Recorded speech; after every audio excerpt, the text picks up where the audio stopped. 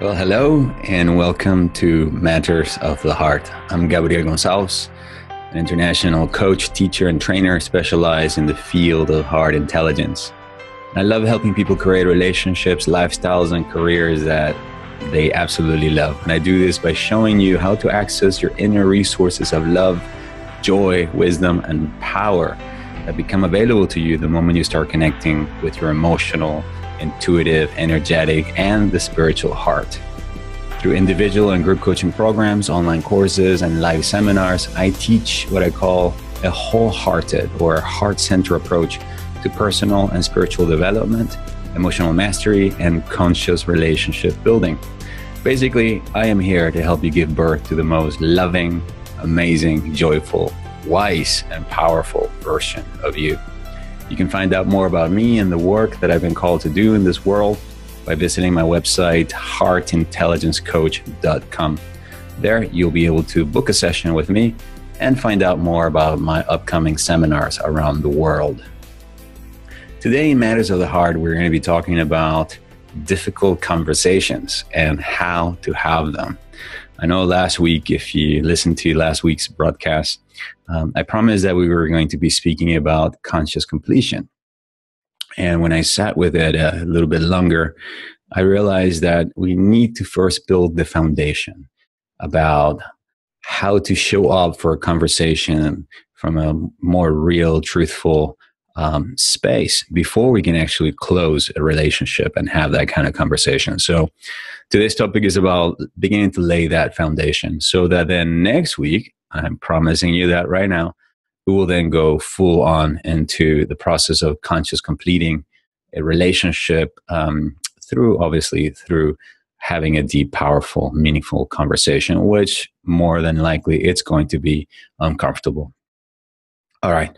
Before we get started, let me remind you that if you're listening to us live, there is a Q&A session that you can access at the bottom of your screen. If you have any questions that you'd like me to answer during the show, please be sure to write them in there now or during the presentation, and I will do my best to get to them. All right. Okay, so let's take a few moments to tune in then into our hearts so that we can begin to activate what I call an expanded field of awareness around ourselves, or just simply begin to feel more connected to ourselves, to all of life, to our own inner source of wisdom, and become receptive in our minds and in our hearts so that we can learn. Okay, I am a teacher. I'm not here to entertain you, though sometimes it may feel like that. But the truth is here that I am here to teach. I'm here to create awareness in you to help you grow and transform. So go ahead and put a hand over the middle of your chest. It can be the left one or the right one. It doesn't matter. And I want you to just very gently begin to tap. Today we're going to do something that's slightly different. Just gentle little taps. And as you do that, just become aware of the physical sensations of that tapping in the middle of your chest. Just noticing it. Noticing the tapping. Noticing any emotions or stories that might be playing in your mind. Notice that the moment you began to tap, it's almost like the mind began to get a little bit quieter, which for many of us is a good thing. And now just breathe into your heart, nice and slow and deep. Breathing deeper than you normally would, slower than you normally would. Creating a nice round breath so that the inhale and the exhale are approximately the same length. And then go ahead and stop tapping and then just feel. For the moment, just feel the sensations around your heart center area. And then just continue to breathe as you listen to me open our time together here with an invocation or a brief heart-centering prayer. Speaking for and on behalf of everyone who's listening to this live call or to the replays, knowing that right here, right now, we are living, breathing, and having our being in this infinitely loving intelligence field that we are right here, right now, attuning and connecting to the heart of this intelligence through our heart centers. Someone may say we are connecting to the heart at the center of our universe, the heart of God, the heart of the Virgin Mary, the heart of the Buddha, the heart of the Christ. And with every inhalation and exhalation, we are activating the vibration or the feeling, the awareness of love, wisdom, and power. Under some traditions, this is referred to as the threefold flame within the heart. So we give thanks that right here, right now, everything is good. Right here, right now, life is taking care of itself, just like our body's taking care of itself, and we continue to breathe. For the next hour, we allow the world around us to take care of ourselves, our relationships, even the ones that we might be struggling with. We allow those relationships to just rest in the deep knowing that right here, right now, everything is in divine and perfect order, that there are no mistakes that have taken place, that no mistakes that are taking place or that shall be taking place. For we live in a unified field of love where everything is always working for our greatest and our highest good. That whatever appears to be happening out there in what we call the real world, more often than not, has nothing to do with what's really happening inside of us. And so therefore we choose to fight the battle inside our own hearts, making peace with the present moment and allowing things to be exactly as they are. Shifting our vibration from fear, from separation, from anxiety, or from worry, to a deep sense of peace that begins to arise when we begin to know that we are being supported and that every event in our lives is contributing for our growth, for our expansion, for our good. We rest in this awareness. We give thanks for knowing that this is the truth of our life as we open our hearts and our minds to receive new ideas, new solutions to problems, and continue to build the courage muscle to not only face ourselves, to have these difficult conversations that we know we have been avoiding, or face other people with whom we know it's important that we share the truth of who we really are. We give thanks for this awareness. We rest in it. We let it be with appreciation and thanksgiving. And it is so, and so it is. Alrighty. Difficult conversations and how to have them. As we begin this conversation today, I want you to think a little bit about your life and some of the most difficult conversations that you've had in the last few years. Like I remember, for example, when I was doing a little bit of soul searching in preparation for this broadcast, I was asking myself, well, what are some of the most difficult conversations that I've had throughout my life? And well, some of the answers that came up was ending a 4-year relationship, romantic relationship,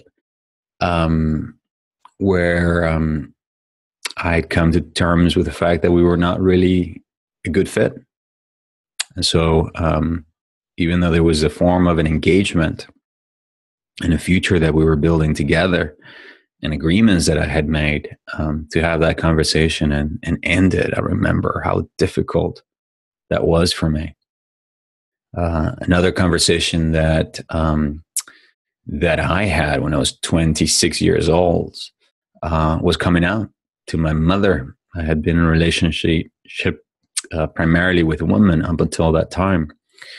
And so coming to my mom and talking to her about this relationship that I was in, which by the way was about to be broken up, is the main reason why I actually came out to my mother, because I knew I was going to be under a lot of pain and I needed her support. But having that conversation with her, especially with her, was very, very, very uncomfortable. And yeah, very, very difficult to have. Most recently, I do remember I had a very difficult conversation about 6 or 9 months ago when I fired a client, when I fired someone who was in one of my programs, who was not keeping their agreements and had lost their motivation, and I was really feeling like they were not really in it. We're not really fully committed. And after giving them several warnings and, being there to support them and talking to them and reestablishing new agreements, they kept not really following through with their side of the deal. And so I came to the realization that it was really time to release them and let them go. Um, Difficult conversations, if you are a human being like I am, you know that they are very, very difficult, extremely difficult, especially when done from a conscious perspective or with a conscious attitude. And what I mean by that is, in a world of technology where so many people these days use social media and text messaging applications to communicate, it's so easy to end relationships with an SMS or a WhatsApp message or an email. I've seen that happen so many times. Had that happen to me quite a few times as well. And if you've been on the receiving end, you're probably aware of how frustrating and painful that can be, because it really leaves no space for connection, which is what the majority of us heart-centered people long for and want and need. I remember I used to have this conversation with my lay sister quite often about how we much rather have a conversation that was uncomfortable, where there was a lot of pain, but at least there was some kind of resolution and closure, than just receiving an email where there was no opportunity to connect, to express your feelings, to really share what was really real and true, where what you had to share was actually being met and received by another person, not via some kind of an application. And so, and I have to say that, when I look at when I have done that, because I've also done that in my younger days. I do that less these days, unless there's obviously a time or what do you call it? It's a distance constraint between me and the other person. But I do my best to do that in person. But again, the reason the majority of people will recur to some kind of a media, text message media, or a simple messaging application is because these type of conversations are very difficult to have, extremely difficult to have. On the one hand, because first, they are unpredictable, right? The moment you decide that you're going to confront the other person, that you're going to share what you think, what you want, what you need, what you desire, whatever it is that you want to share, you don't know how the other person is going to react when you tell them exactly whatever it is that is in your heart or in your mind. Right? It's also very likely that it's going to bring up some very uncomfortable feelings, not only in the other person, right, but in you. In you, will you be able to control your emotions? Are you going to get triggered and so angry that you may say or do something that you might regret later on? Have you ever been in a situation where someone says something to you and you just couldn't shut up, and immediately you try to justify and you got really angry, you couldn't listen anymore, or you just had to leave? That's, again, it's the majority of us want to avoid feeling this kind of discomfort. And the other reason is the majority of us don't want to have these kind of conversations is because we're afraid we might hurt the other person,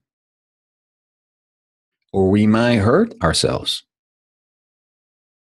You maybe losing the other person, opening up some kind of a can of worms, or as I just said, maybe, taking the relationship to what I call a point of no return. So no wonder the majority of us avoid having these kind of conversations, as the plague is quite human. But the problem with that is that it leaves a series of incomplete processes within us. which then we then have to, through time and a lot of forgiveness and compassion and understanding, we'll then have to obviously complete within our own selves. If you've ever lost someone to death and never really been able to have full resolution and have a conversation with them while they were alive, then you'll probably understand exactly what I'm talking about. You kind of have to find the resolution on your own. You have to make peace on your own. I find that the problem that the majority of people have is that we don't really have good role models with regards to what it really means to have this kind of conversation. The majority of us grew up in homes where our parents did not communicate in a conscious, real, authentic, direct, courageous way, right? Where the majority of the times the truth were not being talked about. I grew up, for example, in a home where I had a brother who had a cocaine crack problem, and my parents did not talk about it. Nobody confronted him. Nobody would talk about what the problem was. It was obviously the pink elephant in the room no one talked about. And so, we don't have good role models. And I certainly do not recall ever seeing a difficult conversation in a one-on-one class in my high school or my college. So the question then is, how do you have one? How do you have a difficult conversation with someone that you love, especially with someone that you love? Because what makes oftentimes these conversations so difficult to have is that you love the person. You don't want to hurt them. Well, for me to share with you what I think it's a great framework of how you can begin to move into having these relationships, these conversations with these relationships that you want to improve, or that you want to find closure with, or you want to confront, or whatever it is that you're seeking to do. First, let me just give you a little bit of a container as to what it is I'm referring to, and what makes what I'm about to describe different than most way people communicate out there. When I'm talking about having a conscious, heart-centered conversation, I'm talking about, in essence, having the type of conversation where you embody what one of my teachers and mentors, Ted Steiner, refers to as the 5 ways of being. If you ever read his book, which I highly recommend, I have it right here on my shelf. It's called Waking Up with Everyone Around Us. Highly recommend this book. One of the things that Tesh talks about in this book is what he calls the 5 ways of being, which he learned from one of his spiritual teachers and mentors. What are the 5 ways of being? Well, in a summary, you want to be clear, present, real, connected, and heart-directed. Clear first means that you know why you're having this conversation to begin with, right? There is a certain level of clarity which allows you to know first why you need to have this conversation, or what it is that you're wanting by having this conversation. The second way of being, present, requires that you are really in your body. That's what conscious means. This means I am here, I am now, I am present to myself. And that also means that I'm present to my emotions, the other person's body, their emotion. I'm really, truly listening to what they're saying. They're listening to me. We are really present.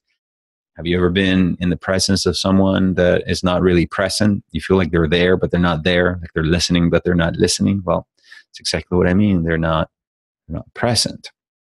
It's like when you're sitting down trying to have dinner with somebody who's on their cell phone, texting with somebody that is 3 miles away or whatever across the world, and you feel like they're not there. That's exactly what I mean. You're not present. The third way of being is real. Real means that I am communicating, I am expressing what's real and true for me. What it is that I'm really thinking, what it is that I'm really feeling, what it is that I'm really wanting, desiring, longing for, all of that. And that leads to the fourth way of being, which is connected.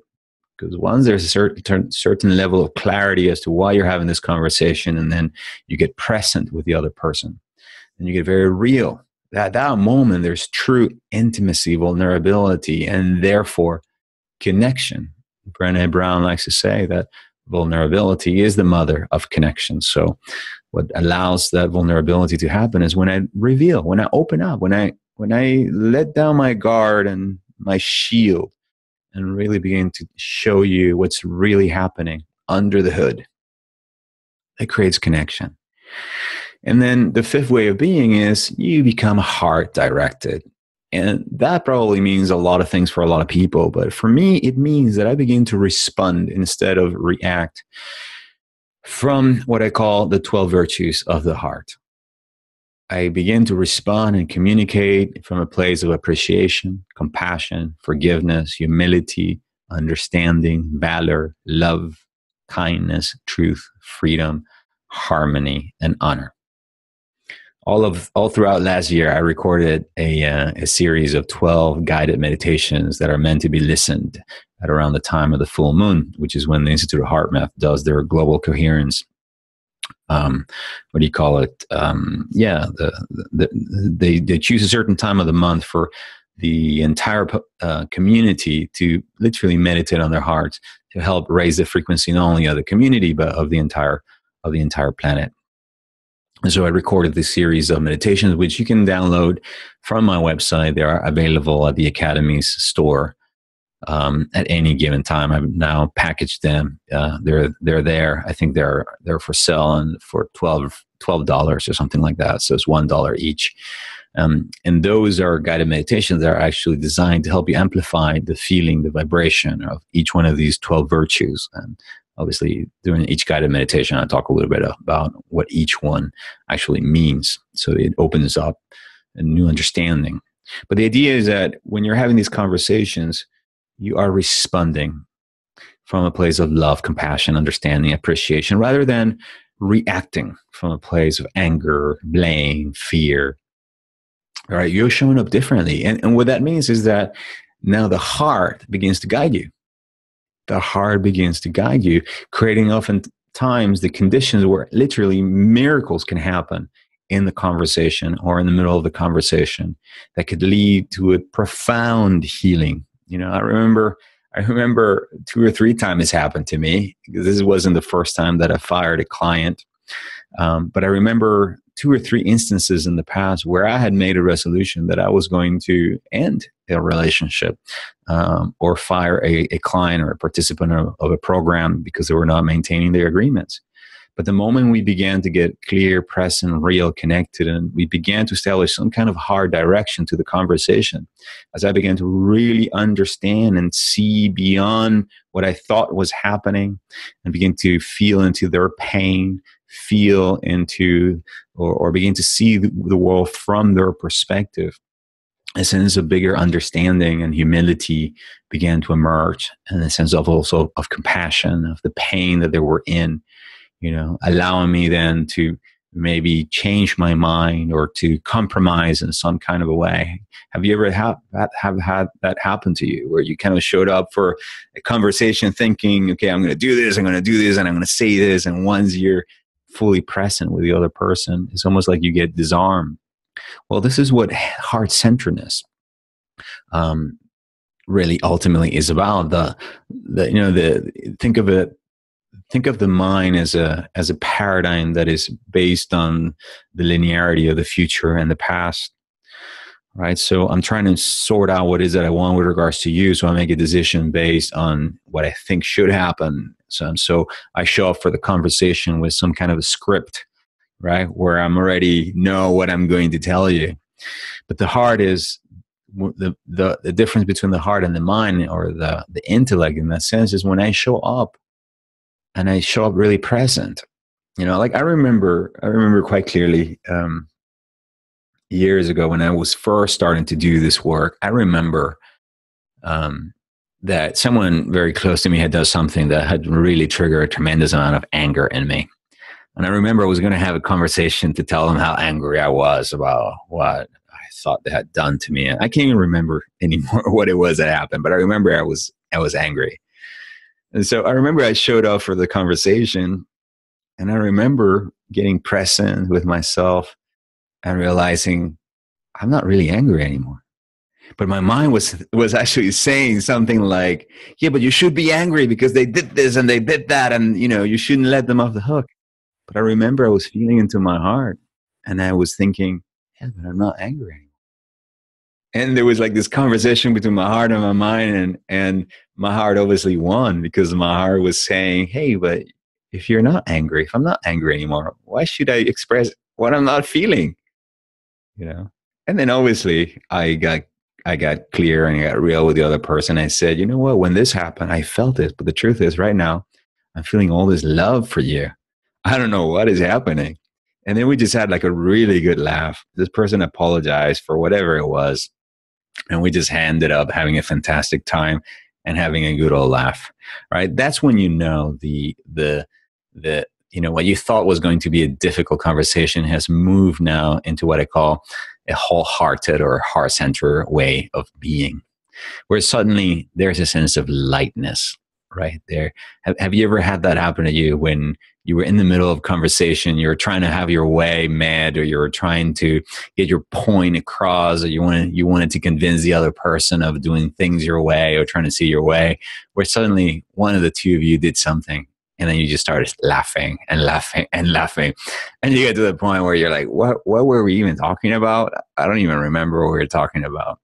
See, that is the same lightness of heart that the Egyptians would look for when people died, and they would weight the heart of the person who had just passed against the feather on a scale. And if your heart was lighter than that feather, then you were then qualified to go and live in the heavens with God and the realm, and the underworld, and so forth. But if your heart was heavier than the feather, what do? They would throw it to the crocodiles in your body so that you would not enter the heavens. All right, so that is the possibility that I want you to open up to as you begin to move into these conversations, either with yourself or with someone else. And I'm saying with yourself or someone else is because more often than not, these conversations, I do believe that they require that you take the time to get clear before you decide to have this conversation with another person, that you do take the time to get clear with regards to why it is that you want to have this conversation, and why is this so important to you. All right, which is where we're going to begin now. All right, what I'm going to share with you is what I think are 9 steps that you can use to having a difficult conversation with someone that you love. And the first step is exactly that. You need to begin first by acknowledging that you have a desire or a need or a longing to have this conversation with someone. Maybe there's a problem that needs to be addressed. Maybe there's a behavior that needs to be addressed. Maybe there's a feeling that needs to be addressed. Maybe there's a misunderstanding that needs to be addressed. Right? Maybe the relationship, as I said, it's not working out anymore. We've been speaking about, a couple of weeks ago, we spoke about this metaphor of relationship being like a dance. Maybe the dance has changed. Maybe your partner changed the music without telling you about it. All right. Maybe the partner is dancing with somebody.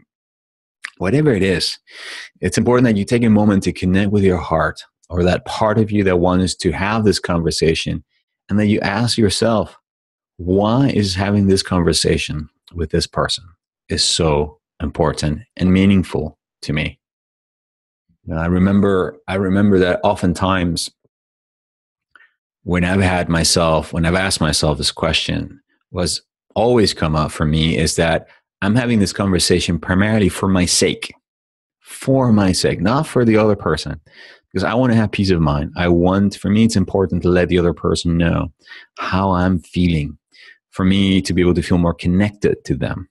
Because for the other person, they might not even be aware of, think of it as, have you ever have somebody like step on your shoelace, and they're not aware they're stepping on your shoelace, and you're like pulling on the shoelace or whatever it is, and you're like, this person doesn't know they're stepping on my shoelace. Well, oftentimes there might be a situation in your life where somebody's stepping, they're doing a behavior that they're not aware of, which is creating pain or discomfort for you, but they don't know, and you're afraid to confront them or let them know. So that's the first step. You need to acknowledge the desire or your need or longing. You need to ask yourself, why is this conversation important and meaningful to you? Number two, you want to clarify the intention, right? Which is in alignment with what I was speaking about, Tesh Steiner's 5 ways of being. You want to get clear about what is it that you're truly wanting by having this conversation. Do you want to feel more connected to the other person? Do you want to get them to modify their behavior? Do you want to share what's in your heart with them? Okay, maybe you have a need that you're longing to have met or to have experienced, right? Why do you want to have this conversation? So you need to acknowledge the desire first. You need to clarify your intention. You start with why. Once you have that, once you're clear, all right, what you don't want to do is just show up for the conversation, just to show up for the conversation, because more often than not, if you haven't really taken the time to come into your heart and get some clarity and you're still quite angry or triggered by feelings of fear, shame, guilt, whatever it is, chances are the conversation is not going to go well. So once you do that, the third thing you want to do is you want to then reach out to the other person, connect with the other person, and invite them. You want to invite them to this conversation. You want to say something to them along the lines of, hey, there's something I want to talk to you about. When do you think or feel would be a good time for us to chat, to have this conversation? If you know this person is very much and they're masculine and they're always using the word, I think that this, I think that, you might want to use the word, when do you think would be a good time to have a good conversation? And if this person is more of the intuitive, creative, feeling kind, that always is talking a lot about their feelings, you might want to then say, hey, when do you feel would be a good time for us to have a conversation? And you have to also be ready that they may not be ready to have this conversation. And they may say, no, I don't really want to have a conversation. And if that's what they say, you need to respect and honor that. Okay. And then if that were to be the case, then you just simply say, hey, well, can I check back with you another time? Maybe you'll be ready then. All right. Or maybe you go ahead and then go ahead and schedule the conversation. Or they might say to you, okay, well, I can have that conversation right now. Remember, what makes these conversations very intimidating very often is that you don't know how the other person is going to react.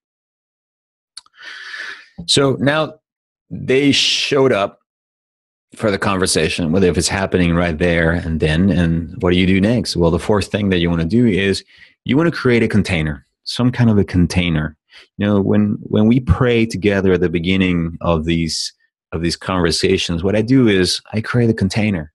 When I let you know what the topic is going to be, and when I let you know that we're speaking with regards to matters of the heart, we're talking about conversations, and this is the way of being that I am advocating, how I want to show up for myself and for others in the world. What I'm doing is I'm setting up a context. Think of it, the context as the frame, right? The frame through which we see a picture. Okay, so you want to let the other person know what the conversation is about and what it is that you're wanting by having this conversation. All right, what does that look like in terms of real life? Well, it may look like you saying, or it may sound like you saying something along the lines of, hey, Freddie, I'm just making this up. I really value and love you very much. And I just want to share with you what's been in my heart lately, or what it is that I've been feeling with regards to our relationship. What it is that I'm really longing to experience more of, some needs I've never opened to talk to you about. I want to express something that I never shared with you before. Whatever it is, you want to kind of let them know, like, hey, this is a little bit what the conversation is about. And then the fifth thing that you're going to do after you do that is you're going to hold a safe space for one another. And what that means is that you want to create some kind of an agreement, all right, to hold a safe space for each other by asking the other person, hey, would it be okay if you listen to everything that I have to say without interrupting me? You might get triggered. You might want to like stop me, respond right away. But can you just hold on to from interrupting me? Just hold that space for me uh, until I'm done. And then I'll be more than happy to do the same thing with you. Can you do that? Right. So you do want to have that kind of an agreement. And again, I remember when I wrote a blog post where I was sharing this framework a couple of years ago. Somebody emailed me and said to me, Gabs, this is completely unrealistic. Most people will not ever do that in my life. And I wrote back to this person and I say, hell, I know in my family that never would have happened either. This is why this is what I call this a conscious, heart-centered conversation. It's conscious, right? We are trying to move away from sort of the mentality of the herd and the way of operating an autopilot and reacting to our emotions and allow ourselves be overridden by our emotions. And we want to be conscious. So that's why we make these agreements. And if you ever come to one of my seminars, my retreats, or participate in my groups, this is one of the things we do. We teach each other in our circles how to hold space for one another, which means that during the conversation, you might get triggered and you might want to interrupt the other person and say, no, that's not right. That's not what I say. Or you SOB and I hate you. And you might get triggered. And the thing about holding that space of safety means that we're not going to do that. You're going to sit there, breathe into your heart, and you're going to take it all in until the other person is finished. And you're going to continue to breathe in and out of the heart. The next thing you want to do, the sixth thing you want to do is, now that there is an agreement in place, there's some kind of a safety. There's this safe space where you can express yourself. Now you can get very present and real with the other person. And again, you don't want to rehearse this conversation beforehand. Okay. My father was a life insurance salesman. I remember in the shower, I could hear him in the mornings. He was rehearsing the conversations. And of course, he wasn't having this kind of conversations. He was Spanish was his second language. And so he was trying to obviously to practice and rehearse what he was going to say. You don't want to do that. For this conversation to be really real and to be present, you need to go with what's really in that moment, truly in your heart. So you want to share what it is that you truly think, feel, sense, want, and what it is that you're really longing for. Okay. And it means also doing it from the place of honoring and respecting. So you're not going to attack the other person. You want to, as much as you want, take responsibility. Right? Talk about what you feel, what you think, what you want, rather than talk so much about the behavior of the other person. Right? If you're going to talk about the behavior of the other person, right? Talk about the facts instead. So what you want to do is you want to use this opportunity to lean into your edge and saying what you're most afraid of saying. Saying that thing that you think is going to hurt the other person, piss the other person off, maybe even trigger the other person to lose their calm or go into fear. Whatever it is. All right, you want to stay present to what it is that you're feeling, and be willing to reveal what it is that you're feeling. Like I remember one time I was having a conversation of this kind with someone, and their throat closed up. Has that ever happened to you? That it's almost like there's so much emotion that wells up, and then once it wants to move through the throat, it's like there's just not enough room in the throat. And so this person at that moment started coughing, and he just said, "I don't know what's happening. My throat is choking." And I was just like, "Okay, well, let's just be with that for a little bit. Just allow it. Don't fight it. Just allow it." And then what happened was the throat began to relax, and then this person began to cry, and more emotions began to come. Right? So you want to create space where that can happen. Remember, the whole name of the game is to become real and to reveal what it is that you're really thinking, feeling. And because that's where vulnerability really happens. And then obviously that's where connection then can begin to happen. Number 7, you want to seek connection above understanding. And I'm going to say this one more time. You want to seek to connect rather than to understand. I remember when Stephen Covey's book, "The 7 Habits of Highly Effective People," came out. I remember one of the habits is seek to understand rather than to be understood. It's actually part of this St. Francis prayer as well. Um, and what this means is that I believe that oftentimes understanding is more of a rational concept. And what I'm getting at is seek to reveal the truth of what it is that you're feeling rather than trying to explain a whole bunch of concepts. Right. The way you're going to do this is, again, by just talking about what happened, what the situation is, just as a fact. Right. When this happened, when I heard you say these words, when you walked away, when you did not show up for the appointment, whatever it is, I felt angry. I felt sad. I felt let down. I was afraid I did not matter to you. I was afraid I'm not important to you. I was afraid you don't care about me. I'm afraid you don't love me anymore. So you want to reveal your fears. You want to reveal what I call these core feelings that we all humans have.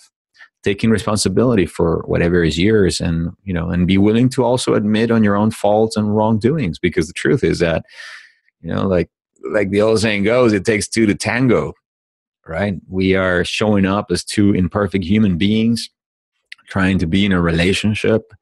And the truth is that majority of us, as I said earlier, we don't have role models of how to have these kind of conversations, much less of how to really be in a healthy, loving relationship.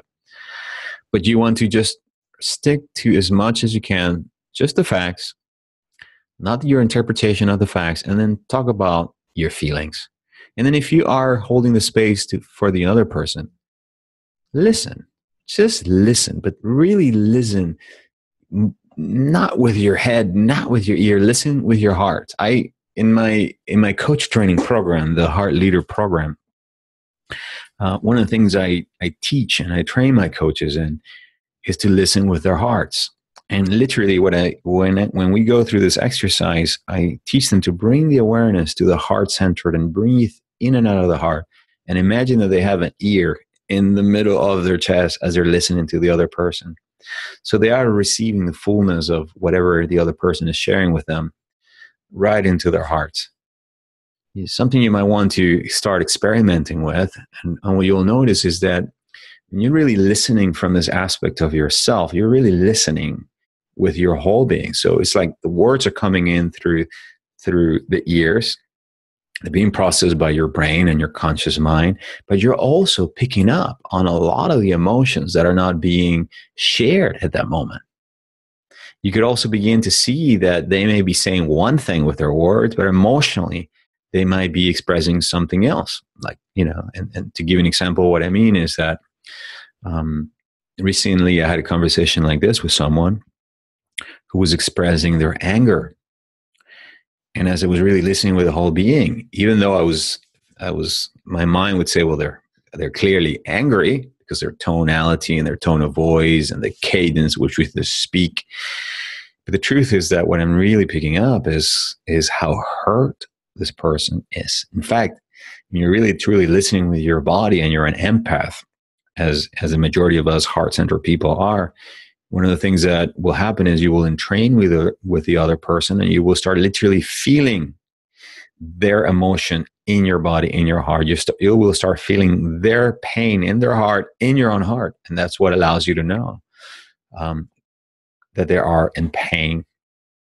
Oftentimes when you don't really have really good, clear boundaries between what's yours and what belongs to other people, you'll think this is your emotions, but they're really not yours. They're actually being triggered by the other person. All right. So you want to listen. You want to listen with your entire body so that you can then find that place of empathy, which is really the essence where compassion comes from, where you begin to really feel the other person's pain. And now as you allow the conversation to continue to unfold, and there is a space of holding space, taking space, speaking and sharing and revealing, and then listening, little by little, what you want to do is you want to begin to allow the conversation to take you forward into a new place.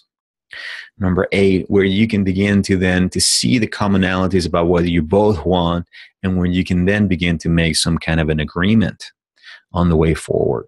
And what that means in practicality means determining what are going to be the next steps that you are going to be taking. All right, so that you don't leave the conversation until you're both clear about what's going to happen next. You do want to have some kind of a, resolution at the end and say, okay, well, after all this conversation, what can we agree? What agreement can we reach? All right, and I know that sometimes you might be involved in conversation where this might be very, very, very, very difficult. I know I certainly have had my share of conversations where we appear to be getting nowhere after like spilling our hearts out. I remember when was this? About 6 months ago. I was struggling with someone that I love very deeply, and we've also had some. We had been sharing what we were feeling, and we were just really not finding a common ground. And I remember, I just said to this person, okay, let's just have some wine and not speak.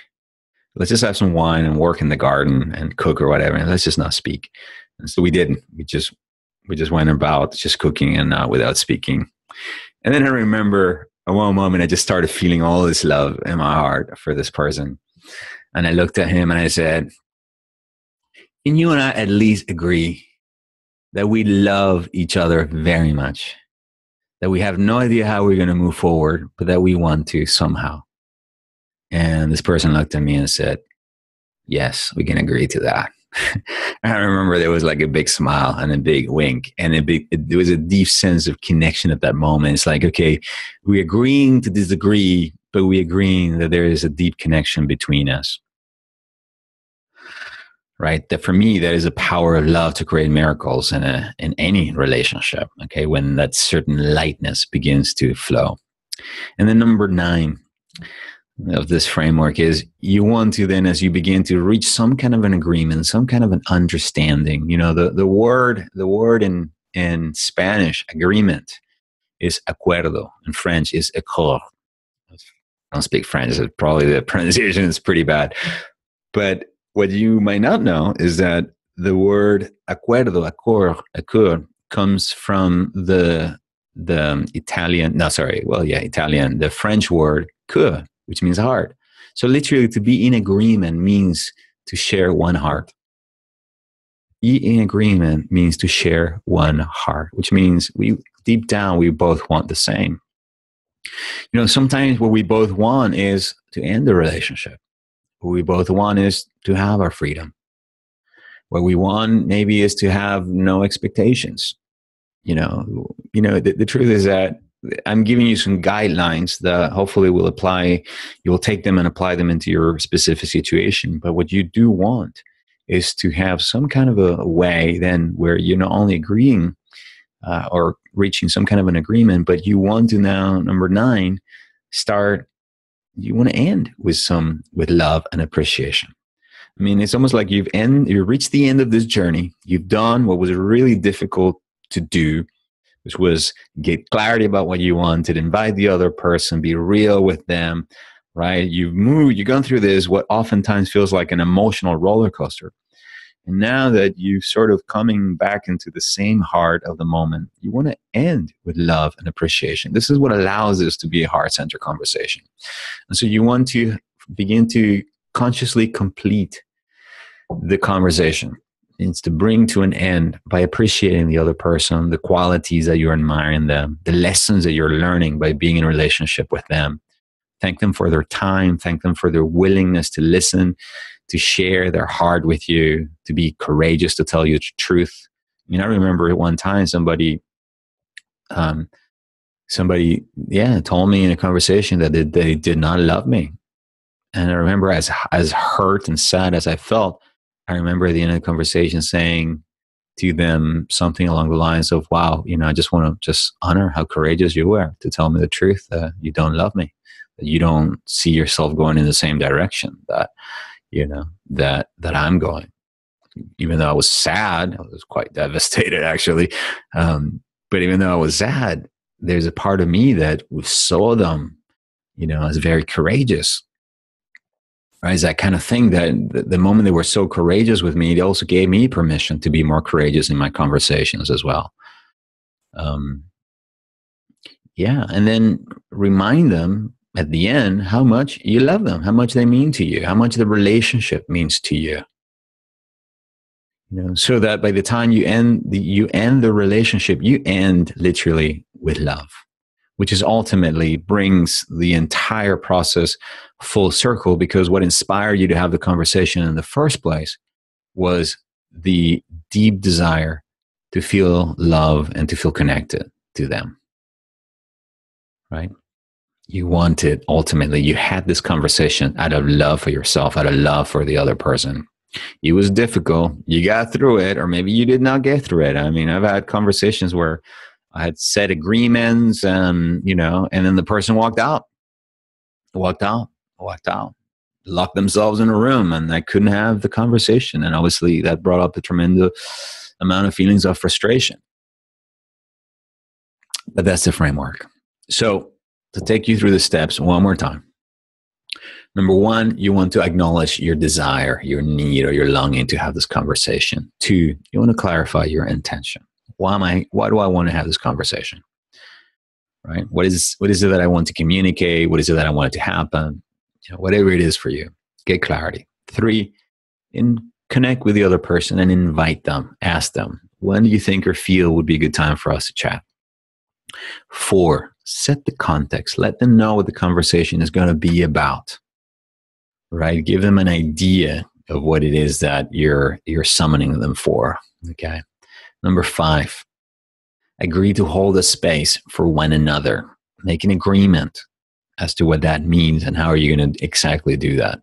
Six, get real. Show up fully present and real, and reveal really what's in your heart. What is it you truly think, feel, sense, want? What is it you're longing for? Lean into your vulnerability. Lean into your vulnerability. Be willing to express what Brené Brown calls vulnerability hangover, which is that sense of feeling, that feeling you get when you're like, oh my God, I said too much.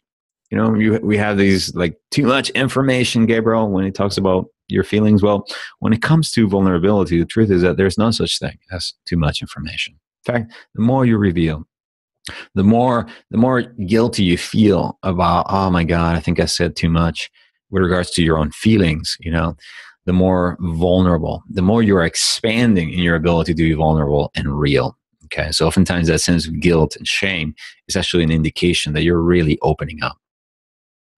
Number seven, seek connection above understanding, right? Be willing to listen with your heart. Right? Be willing to really, really, really feel what the other person is also feeling.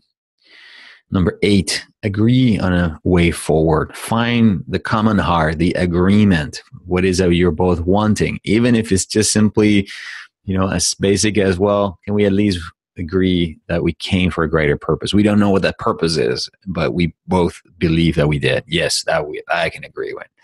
That we love each other, that we want our relationship to improve, or that can we both agree this is not really working for us, or if it's working for one but not the other, then can I then agree, can I then just simply accept that it's not working for you, that something has to change? Yeah, I don't know what, but I know something has to change. Yeah. And number seven, end with love and appreciation. You want to complete consciously doing this. Okay. Next week, when we continue this conversation, now that we begin to lay the foundation with regards to these 5 ways of being and how they can be applied in a conversation, now I can take you through my conscious completion process for when it comes time to end, especially a romantic relationship with someone, so that you can create space and both people be able to move forward and ultimately have the relationship that you both want. All right. I think we're getting to the end of our time together. So I feel really grateful that you've been here with me today. And I really do sincerely hope that that whatever it is that have been triggered here during this conversation with me as you've been listening will support you in deepening your relationships with those people that you love and begin to show up with others or for others from a more real, present, connected, and heart-directed way.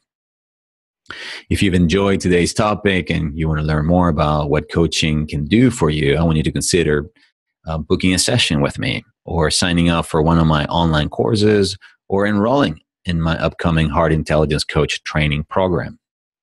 You can read more about my products and my programs and services at my website, heartintelligencecoach.com.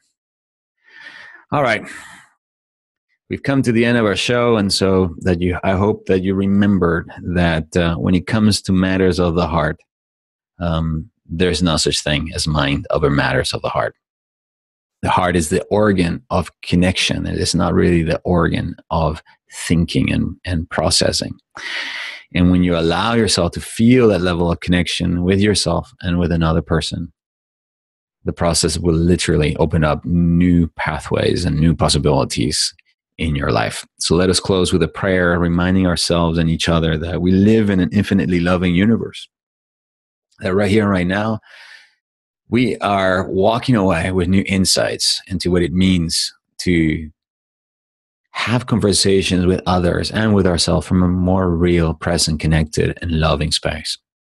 That we know that within our hearts, there is a capacity to bring forth the love, the wisdom, the understanding, the humility, the forgiveness, the compassion that will help us heal any relationship, that will help us straighten up any relationship that may have been lost or crooked or feels out of place. And if the relationship is no longer serving us for whatever reason, we'll create then space in our hearts to welcome a relationship that is in greater alignment with our desires of our hearts. This is my prayer for you and for me, my friend. And once again, I thank you for being here with me today, and I bless your journey the rest of the week, and send you my love from my heart to yours until we meet again. Thank you for listening. Talk to you next week. Bye-bye.